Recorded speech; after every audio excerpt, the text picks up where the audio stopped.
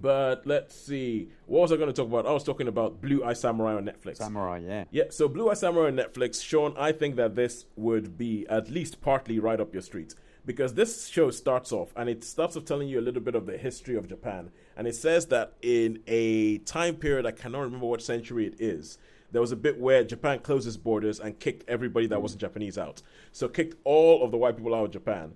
But the story about this is a one character who is a samurai that you meet at the beginning of the show, beginning of the story, voiced by Maya Erskine, and um, this character is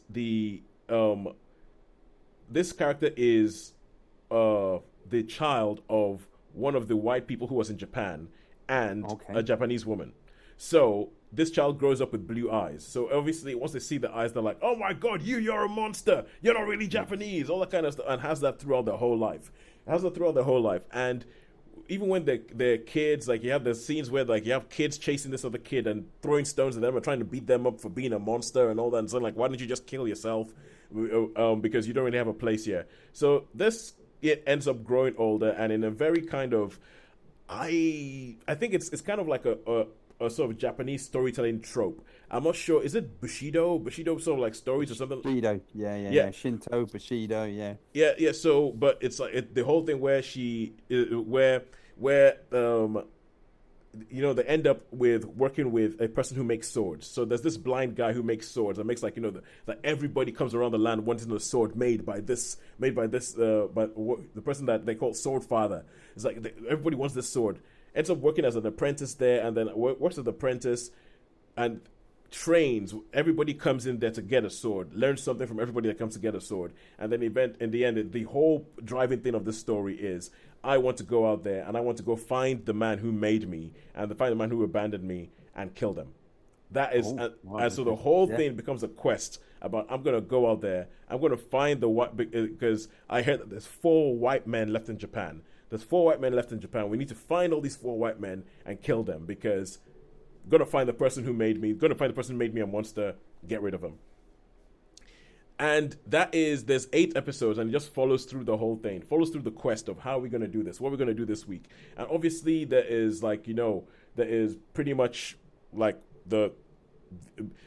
this is set in feudal Japan, so I'm not so sure if they were called Yakuza then, but like whatever the gangs, the organized crime gangs who are like, okay, cool, this person coming, go kill them. And every episode there's like, one person trying to go there, get the blue eye samurai and largely And failing. yeah. Largely failing. There's a lot of blood. There's a lot of limbs flying around. But something that I like about you is that this character is not Jason Statham in The Beekeeper. So this character does not escape unscathed from a whole bunch of these things. That there's large swathes of episodes that are dedicated to recovery after a fight. It's like recovery after a fight. There's characters like she meets a character that has no hands, that ends up becoming almost like wants to be an apprentice, just so follows her around and says, "Oh yeah, master, can I do this? Oh, I'll be your apprentice. Teach me how to do this. I want to be a great samurai like you," and everything like. Toast, Yes, toast. Is it very like adult in the way of like is there like the slashy blood like the blood it is. spattering and It stuff is and very so proper adult. manga stuff? Yeah, It is very right. adult. Yeah, Yeah, there is blood I like, everywhere. There is spray. yeah. There's fountains. That fountains of the stuff. Yeah, Oh, that sounds right up my street then. yeah, Yeah, I yeah. like So those sort of movies. yeah, essentially, you know the crazy 88 scene in Kill Bill. Kill Bill. Yeah, I was thinking when you were saying about swords, I was thinking about the Hanzo, the Abu Hanzo swords Yeah, that they go. exactly. Yeah, You know, and so you know how in Kill Bill. So obviously Tarantino he made it as almost like a love letter or like a tribute to I think a lot of Asian cinema, especially Japanese cinema. So yeah, there's all these 100%. tropes. Yeah, There's all these tropes of going there to go get a Hanzo sword, going there to go get the training, going there to and they're apparent in this as well. There's the whole sort of like geysers of blood that come out and all that. The action is for something that's animated. The action is actually really, really, really well done. The action is like you can see what they're doing. You can see that they've painstakingly animated these fight scenes, so you can see what's going on. You can tell what's going. You oh, can that's tell. good. Yeah, so it's actually really well done. The problem for me is, and I was enjoying this the whole way through. The problem for me is the end. And one of my bugbears at the moment is stories that don't end, or stories that don't have a satisfying ending. And the way they end it, it ends in a very kind of like, what happens next? Come back for season 2, and I hate that. I'm like, okay, fine, have a season 2. I don't have a problem with that, but finish the story you're telling me. Oh, yeah. Finish the story you're telling me before you go on to something else, and don't try and tell me come back for the next thing. No, just finish the story you're trying to tell me right now. And the end really did infuriate me because it's a bit like, I remember watching Silo. I got to the second to last episode and I was like, they're not going to finish this, are they? They are not going to finish this story. They're going to try and drag it out. And the way they try and drag it out and what they try and promise that is coming next does not intrigue me. It does not intrigue me. So I might things will have to change for me to come back and watch season 2.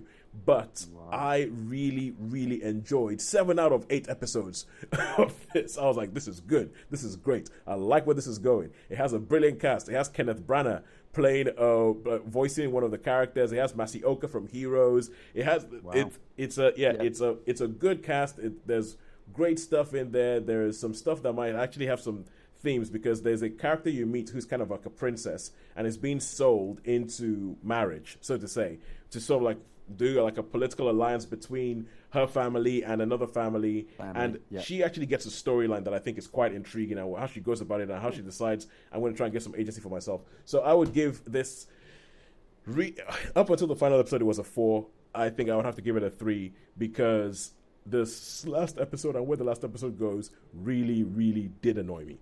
Oh, right, okay. Yeah. You see, that's funny, isn't it? Because, like, back to Monarch Legacy of Monsters, the last episode really got... dragged it up, yeah. Yeah, dragged it up again, So, yeah, but with this one, cool. I think the last episode drags it down a bit. It's just kind of like... and I know, maybe it's a Japanese theme, because I do know that there's things like Bleach and manga, or anime rather, and never-ending stories is part of it. But this is kind of like, it's very anime influenced, but it is an American production. It's sort of like an American French production. So, but I'm like, yeah, don't give me the never-ending story. Finish the story you're trying to tell me. So that's it